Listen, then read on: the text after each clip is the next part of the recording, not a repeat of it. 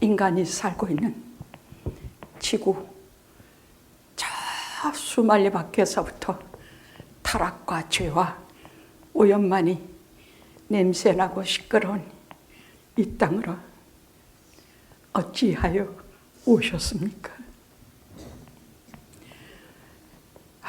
내 죄를 대신하여 오시는 구세주이건만 오시는 그 시간은 어찌도 그다지도 냉대를 받고 33년 생애 동안에 그리도 홀대를 당하셨나이까?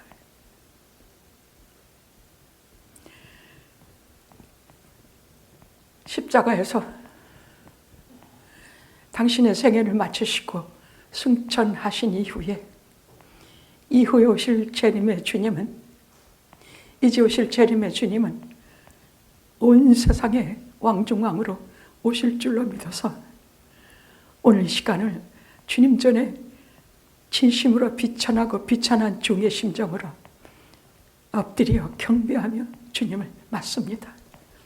여기 몇 사람 모이지 않고 비는 많이 오고 세상은 분요하고 아무것도 우리에게 기쁜 소식이 없는 것 같은 이 현실에서 만약에 주님마저 이 비천한 현실을 우리들의 생활을 뚫고 오지 아니하셨다면 우리에게 무슨 소망이 있겠사오리까?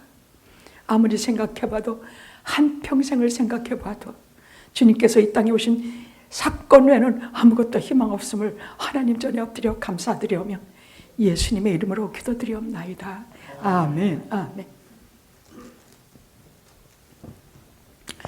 자, 우리 주님께서 이 땅에 오셨을 때요, 한번 생각해 봅시다. 요셉과 마리아의 부모님도 친척도 아무도 애비가 누군지 모를 그 아이를 가진 마리아를 아무도 기뻐하지 않았어요. 아무도. 요셉도 아마 본가에 말을 못했던 모양이야. 이 땅에 아무리 미혼모의 자녀로 태어난다 해도 그렇게 철저하게 무관심 속에서 냉대 속에서 태어나는 사람이 많지 않은 이 세상에서도 우리 주님은 참으로 냉대 속에 세상에 오셨습니다. 심지어는 베들레헴의 다윗의 자손들은 다 모여서 큰 시끌벅글 조그만 마을이 터질 지경에 산모가 몸을 풀 방은커녕 보면서도 내주지도 않았어. 여보, 여기도 방이 없대요.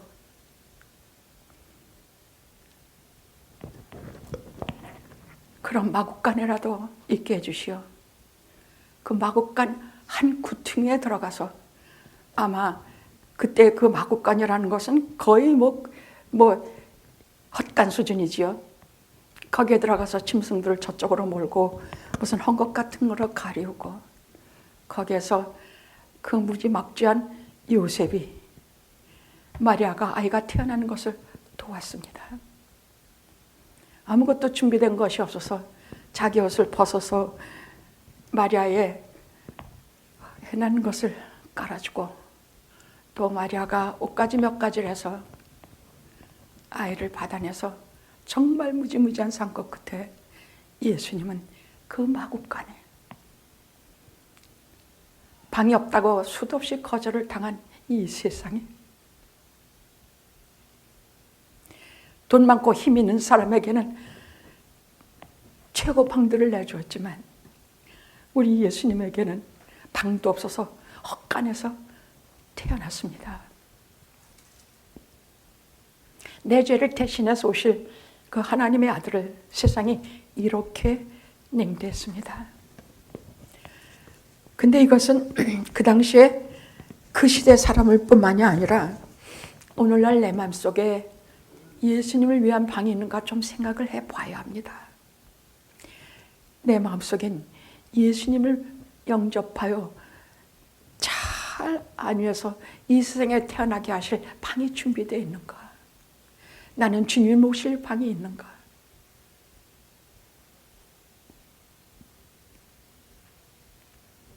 그런데 아버지 되시는 하나님께서 다 보고 계시지 않았습니까? 이미 당신의 아들은 수천 년 전부터 계속 하나님께서 이러이러한 메시아가 이 땅에 어디에서 베들레헴에서 이미 미가를 통해서도 수도 없이 그 아들이 이 땅에 오심을 정확하게 때와 장소까지 다 말씀하시면서 그렇게 예언하신 아들입니다. 근데 아무도 단 한 명도 예수님을 위해서 준비된 것은 없었습니다. 하나님께서 세 그룹을 통해서 당신의 아들을 기뻐하는 사람들, 축복하는 사람들을 준비하셨습니다. 제일 먼저 하나님께서 부르심을 받은 사람들이 누구냐? 들밖에 양치는 목자들이었습니다. 두 번째로 누가 오느냐? 동방박사가 왔습니다. 먼저 마태복음에 나오기 때문에 제가 먼저 동방박사 얘기부터 하려고 합니다. 동방박사는 어디에서 연유했는가? 도대체 어디에서 온 사람들인가? 어디에 살아서 그 몇천 년 전에 메시아가 태어날 것을 알고 황궁과 유황과 몰약을 들고 왔단 말인가?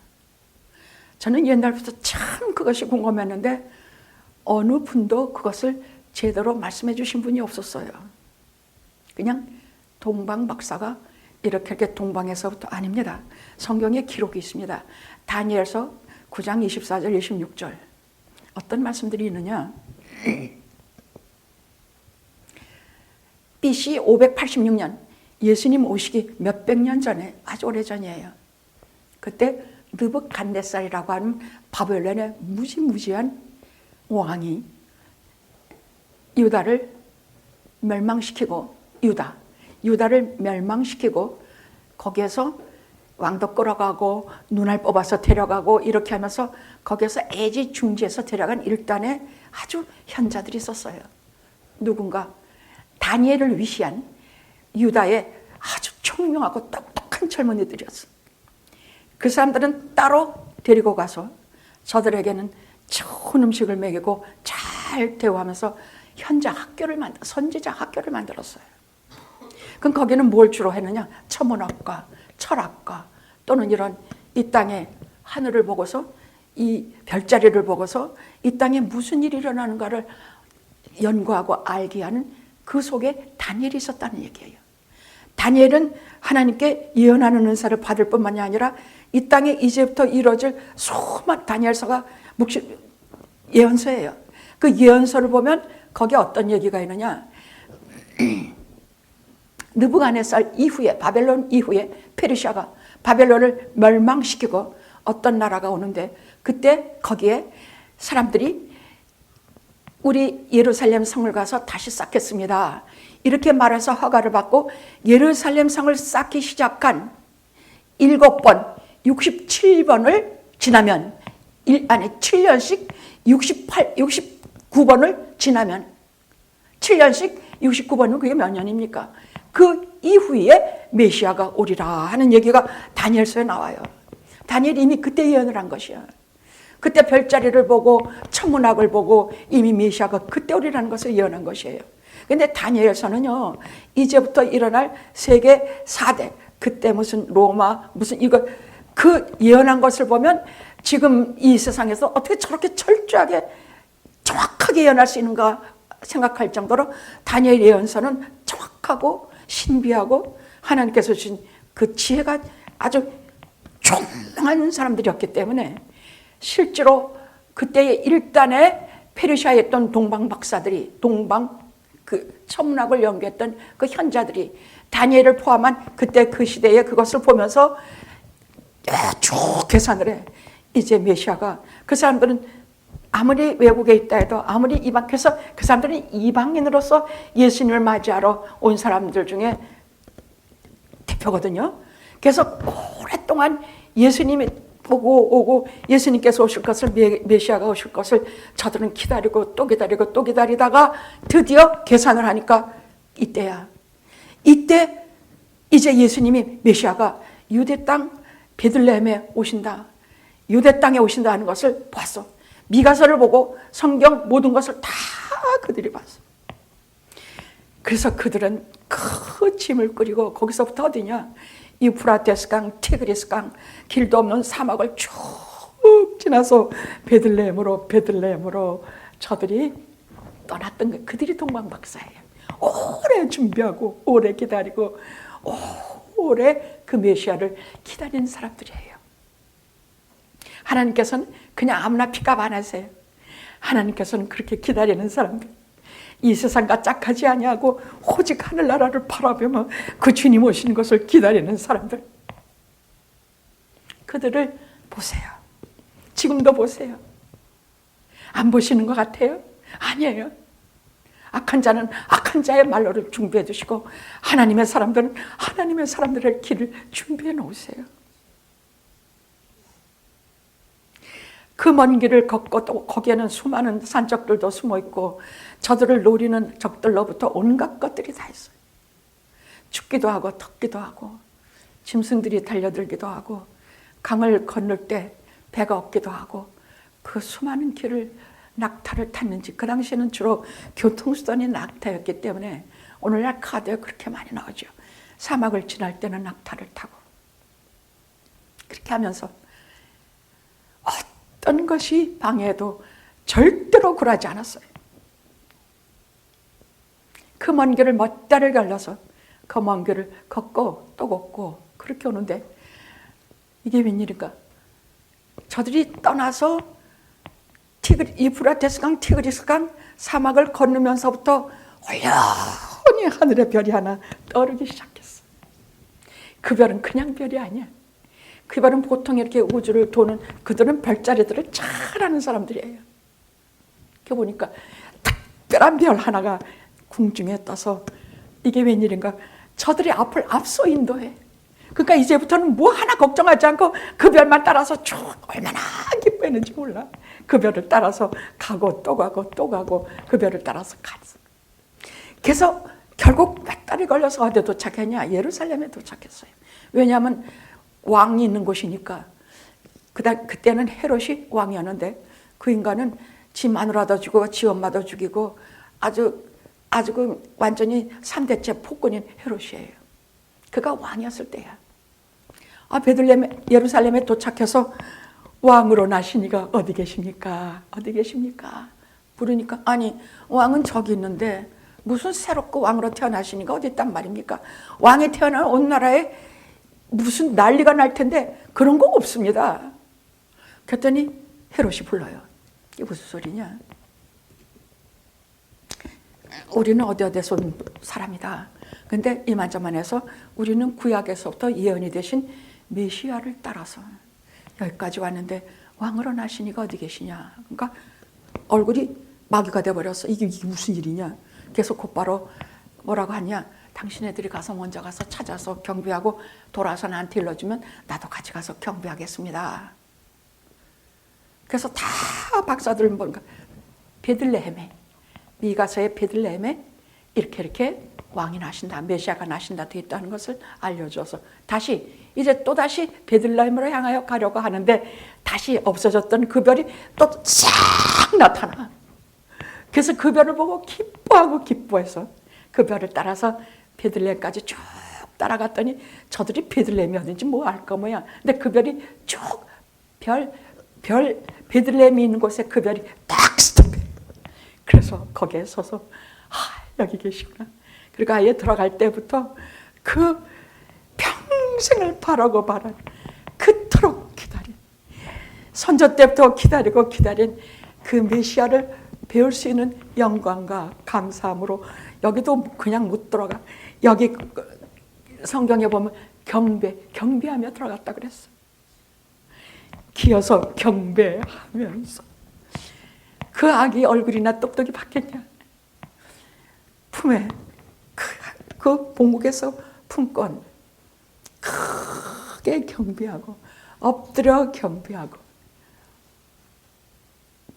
하나님 그 새로 태어나신 아기께 경배하고 황금과 유황과 몰약을 그분 앞에 드렸습니다. 그런데요, 황금은 왕에게 드리는 예물이고 그건 아무한테나 바치는 예물이 아니었어요. 황금은 왕에게 드리는 예물이요, 유황은 제사장에게 드리는 예물이요, 몰약은 시체가 썩지 않은 방부제인데 예수님께서 죽음을 이기시고 부활하셔 영원히 썩지 아니하실 그분을 상징하는 예물을 그분에게 드렸습니다. 여러분, 예수님께서 십자가에 돌아가시고 나서도 하나님께서는 당신의 아들을 하나의 비참한 사형수로 끝나게 하지 아니하시고 니고데모와 의로운 사람을 세워서, 의로운 아리마대 요셉을 세워서 100근의 향료를 예수님의 그 시체에 가득 채우셨습니다. 아마 그 무덤 속에는 예수님의 시체와 더불어 그 향냄새가, 그건 왕후에게나 줄 수 있는 무지무지한 양의 향유예요.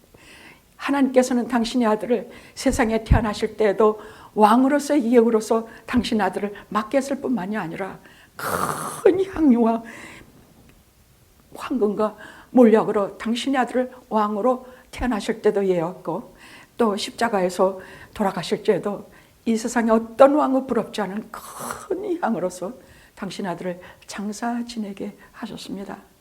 저는 하나님께서 당신의 아들 세상에 보내시면서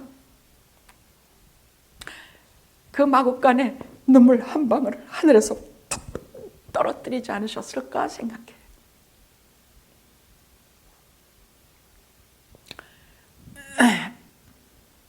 이 세상으로 당신 아들을 보내시면서 황금과 유황과 모략을 가지고 당신 아들을 경배하러 오게 하셔서 저는 그분들에게 우리가 해야 될 일을 그분들이 감당해 주신 것을 저는 정말로 감사드립니다. 두 번째는 어떤 이들을 하나님께서 준비하셨는가? 목자들입니다. 저들은 베들레헴 근교에서 양을 치던 사람들입니다. 그런데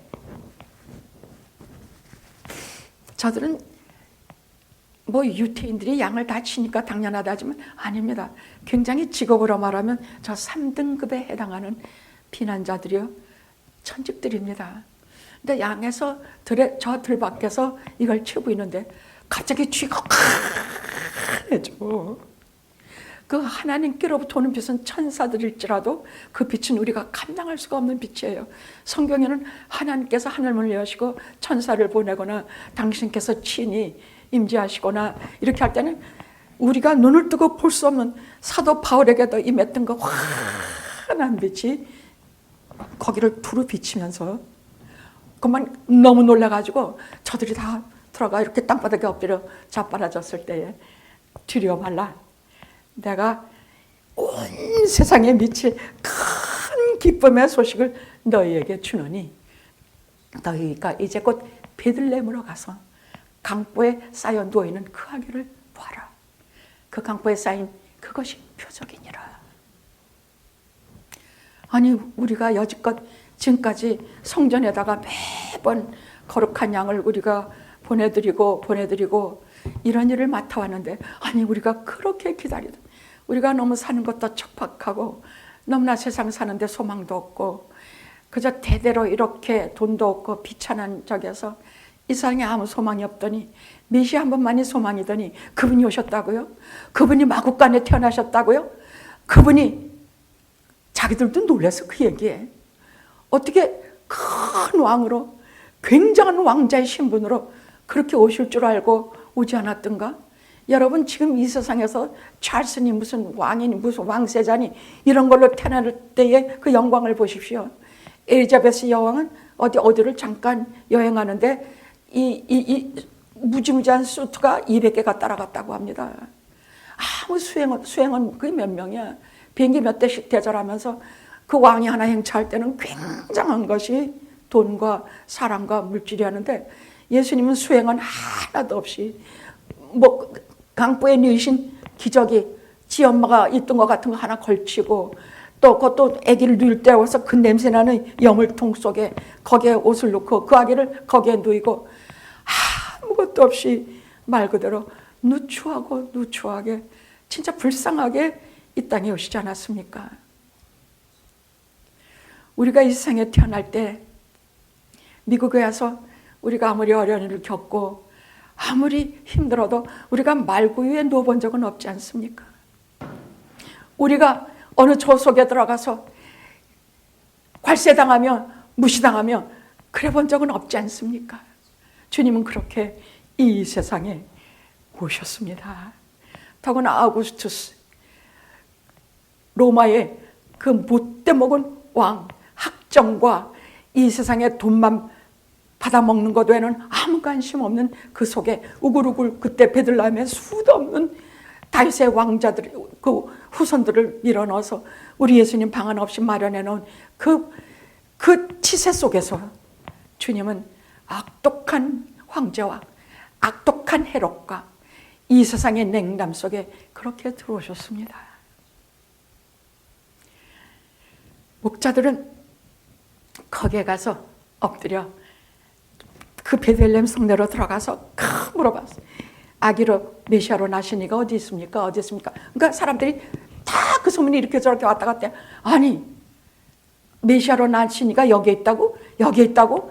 예, 천사들에게 이렇게 제가 들었는데 여기 베들레헴 성내에 메시아가 태어났다고 합니다. 그러니까 거기서 또 소동이 나서 난리가 난 것이야. 그래서 막 떠들고 하는 사이에 알아내서 저들이 그 메시아 강보에 놓이신 예수님을 드디어 찾아내서 거기에 가서 깊이 엎드려 감사 경배할 때에 저들이 여기를 어떻게 왔는가 들을 때 다른 사람들은 기억했지만 마리아마는 그것을 마음에 새기고 자기가 이제 어떤 누구의 어머니가 됐는가를 그 자리에서 참으로 실감했다고 합니다. 그러면 황금과 유황과 몰약을 드린 그 선물은 그 가난한 이들의 앞으로의 생활비가 됐을 거라 생각이 됩니다. 그러면 천사들이 전한 하늘에는 영광, 땅에는 평화, 큰 기쁨의 좋은 소식은 그럼 뭡니까? 뭔데 큰 기쁨의 좋은 소식입니까? 큰 기쁨의 좋은 소식은요, 우리가 성탄절 되면 이거 하나만 우리가 알아야 합니다. 창세기 3장 15절에는 여자의 후손이 내 머리, 뱀에게 저주하시면서 하신 말씀이에요. 여자의 후손이 와서 내 머리를 깰 것이요, 밟을 것이요, 너는 그의 다리를 상하게 할 것이라. 이 말은 십자가를 말씀하시고 머리에 깨부술 것이라는 건 사탄이 인간을 가지고 좌지우지하면서 죄의 노를 만들고 그래서 결국은 죽음으로 끌고 가서 지옥으로 잡아먹는 그것을 사정없이 사탄의 대가리를 깨버려서 이제는 예수 그리스도가 이 땅에 오실 때에 여자의 후손이 이제는 죽음도 이기시고 이제는 죄의 노예에서 풀어나주시고 이제는 모든 어둠을 속박에서 일으켜 주신다는 그래서 이 세상에 비칠 큰 기쁨의 소식이에요. 여러분 기억해 보십시오. 내가 주를 처음 만날 날 나는 어떤 모습이었어요? 내가 주를 처음 만났을 때 나는 어떤 모습이었냐? 외롭고도 병들고도 이 고린도 후서에 보면 사방으로 우겨싸움 당하고 거꾸로 뜨림을 당하고 핍박당하고 죄의 노예가 되고 참 우리는요 에덴에서부터 아담과 이브가 죄를 짓고 나서 죄가 조금씩 없어지느냐 점점 더 심해지고 해서 하나님께서 소돔과 고모라도 홍수도 내시고 소돔과 고모라도 멸하시고 하시면서 이 땅에 하나님께서 얼마나 그 죄를 가지고 고통당하시고 싸우셨는지 몰라요. 그래서 결국은 약속하신 대로 때가 차서 예수님께서 오신 그때에 여자의 후손이 오셔서 예수 그리스도 하나님의 아들이 오셔서 그 뱀의 사탄의 대가리를 밟아서 이때서야 이 성탄절이 첫 번 성탄절이야말로 우리가 죄와 사망의 노예에서 벗어난 날이에요. 그 이후로 우리가 영생을 얻고 그래서 온 천하를 기쁜 큰 소식이 된 것입니다. 그래서 하늘에는 영광, 하나님께는 영광이요, 땅에서는 기뻐하심을 입은 자 중에 평화로다. 그럼 하나님께 영광이란 말이 뭡니까? 여러분 이 세상을 창조하실 때부터요 하나님은 모든 피조물이 다 하나님을 찬양하게 만드셨어요. 그것이 얼마나 세상을 아름답게 하고 하나님과 창조와 피조물 사이에 천사들도 하나님께서 창조하실 때 얼마나 많은 아름다운 찬송을 했는지 몰라. 여러분 저 지저귀는 새들 보세요. 그냥 하는 것 같아요? 아니에요. 그게 다 그 존재 자체가, 그 노래 자체가 하나님을 찬양하는 것이야. 물고기도 저 붉은 아무도 보지 않는 깊은 산속에 조그만 꽃 하나도 아름답고 영롱한 색으로 하나님의 영광을 드러내는 것이야. 하나님을 찬양하는 것이야. 온 세상의 저는 모든 이 크신 산, 그 광활한 바다, 요만한 꽃, 우당탕탕하는 번개 소리 하나, 이것도 전부 하나님의 영광을 드러내는 일이라고 성경은 말씀하고 있어요. 참 아름다워라 주님의 세계는. 저 빛나는 백합화, 저 산에 부는 바람과 이 모든 자연의 이 모든 것이 다 하나님의 영광을 드러내도다. 찬상도 우리가 그렇게 말하고 있어요. 우리는 눈을 이렇게 감고 살아서 모르지만은 이 땅의 모든 자연 은총 속에 있는 모든 것이 다 하나님의 영광을 찬양하고 하나님을 드러내고 있지 않습니까? 단 하나 인간만이 안 그래요. 인간만이 죄 짓고 나서 하나님의 영광을 가리우고 하나님께 영광이 되지 않은데, 예수께서 오셔서 모든 얼굴에 피로 깨끗이 씻어주시고 온몸을 다 그리스도의 거룩하신 의의 옷을 입혀주셔서 그 이후로 우리 인간들이 하나님의 사람의 육정으로 나지 않고 하나님께로 난 자들인 우리가 하나님의 존전에 예수 그리스도의 그 보혈을 공론히 힘어 쫙 서면 우리가 하나님께 영광을 돌리는 존재가 된다는 뜻이야. 하나님께는 그래서 영광이야. 예수 믿는 우리 때문에 하나님께 영광이야. 그래서 땅에서는 우리 기뻐하심을 입은 우리, 화내심을 입은 우리가 아니야. 하나님께 저주받은 우리가 아니야. 하나님께 기뻐하심을 우리 중에 평화, 하나님과 평화, 사람 사이의 평화, 세상의 모든 못된 것으로부터 얻게 되는 평화, 이 모든 평화를 주님께서 우리에게 주신다는 말씀입니다. 오늘의 기쁘고 기쁜 최고의 메시지입니다. 할렐루야. 기도하시겠습니다.